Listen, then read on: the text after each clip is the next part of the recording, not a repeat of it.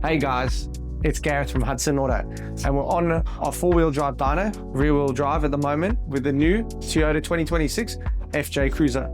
We're gonna do a few things. We're gonna go through the motions with the car. We've got a few upgrades already planned for this week alone. We've got wheels and tires, suspension, lights, and we've got power upgrades. When I mean power upgrades, I mean we're gonna try something that's never been done on the FJ 2026 yet, and we're gonna supercharge it. Stay tuned and let's see how far we get. So guys, we just wanna go through the vehicle a little bit, explain to you, obviously, what it's got. It's got a 2.7 2TR motor in it. Makes it an astonishing 122 kilowatts. We've only driven it 100 kilometers so far. It really isn't that bad. I'll give it to you, I'll be honest with you. It's the same engine as far as I understand as the Toyota Quantum, a few other vehicles overseas, mainly a Hilux, and it's coupled with their new 6-speed automatic 4x4. And we were able to get 175 Ks out. We were actually able to hit the speed limiter, so it's pretty good. That was on a closed road, not on public roads. And then, yeah, so it's got a bit of a Prado-inspired look, I would say, for it. And got a bit of a skip the leg day on the wheels. I don't know if you can see that, but the 265 all-terrains are a little bit small for our liking, so we've got something coming for them. This is my wife's car, so we may, with all the upgrades, have to get a new side steps. We'll find out. Yeah, it's got obviously the 5 seats. This is the GX. There is a VX version with leather seats, you know, adaptive cruise control, lane assist and all that. We were only unfortunately able to get a GX. We would love to have got a VX, but we weren't able to get it in time for the show. So yeah, cue the B-rolls and let's look around this beautiful car.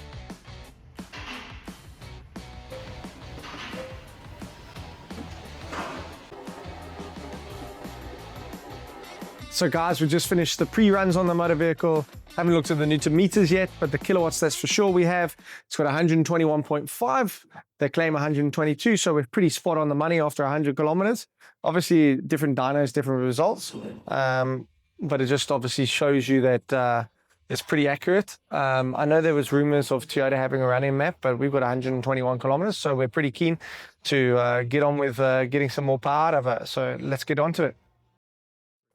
So guys, I just want to give you a little bit of an update.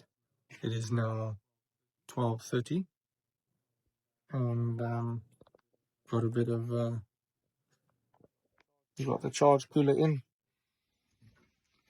we've got the supercharger on, we've got the pulleys, got to sort out some intakes, we've got the charge cooler, actually heat exchanger in, we've got the water bottle installed, got to do a bit of wiring. Small stuff there, but airbox is back in, everything's starting running, and we're calling it quits for first day. We've got one more day left, or 1.5 days left to do the suspension, wheels, tires. Hey guys, welcome back. It's another day at Hudson Auto. We pulled an all-nighter nearly. We worked till 1 o'clock in the morning. You'll probably see some pretty epic B-roll. She's already supercharged. She starts, she runs. We're just doing a bit of the charge cooler cleanup. And then it's back to the dyno and check all the parameters and check the fueling, the boost, the knock if there is any, and to tune it out of the motor vehicle. That's a bit later. What we've got now, though, to introduce to you a little bit is the first of its kind, as we know, in the African continent, is that we've been graced with an EFS kit. It's a bit of a prototype at the moment, so we're working with EFS on this build. They have done the upper to middle of the range of a shock absorber, which is their XTR, and basically it's a pretty good suspension for 4x4ing, long touring, and basically it's custom valving, if you know, and it's Australian R&D'd. So we're hoping to get roughly a 14 millimeter lift out of it. They've been so great with us that they've given us plates and shims and everything like that, because it's never been done before in Africa with EFS. So we're trying to get it done, obviously, in the next day. She's under the Kirkwood Festival. So So we've got springs, shock absorbers, shim plates, sway bar adjusters, all of that to try and get it as close and comfortable as possible.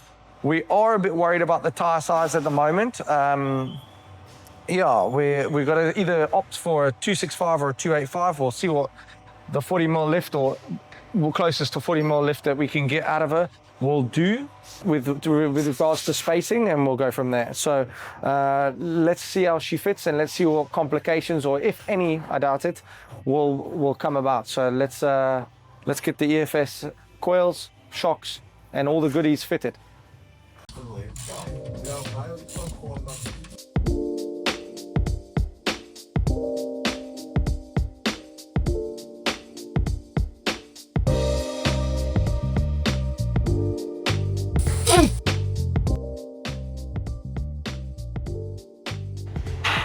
So Jared's been with me till 1 o'clock in the morning. He's still busy on the car. Can you see my arms? No.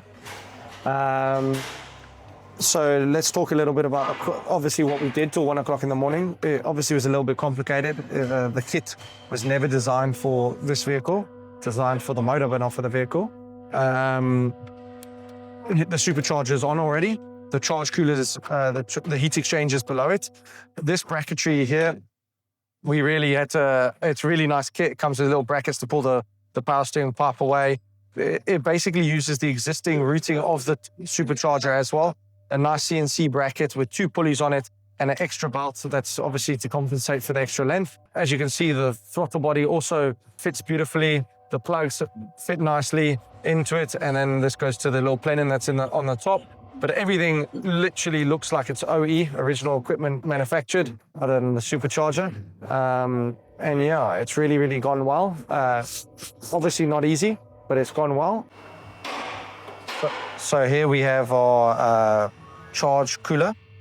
Basically what this does is it's a water to air cooler that will keep the intake temps down. It comes with a little bit of a pump that obviously turns on with the ignition. And because obviously it's forced induction, so then what happens is the heat of the air temp goes through the roof, and then the charge cooler will keep it cool.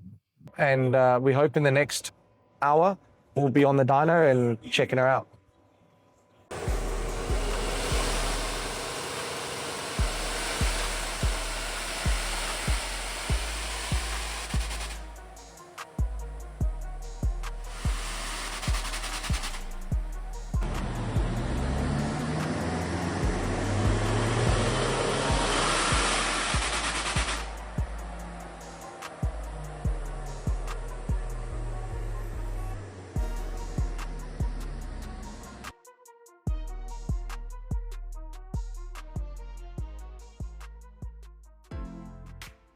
Hey guys, we're just busy test driving this FJ with the supercharger on it.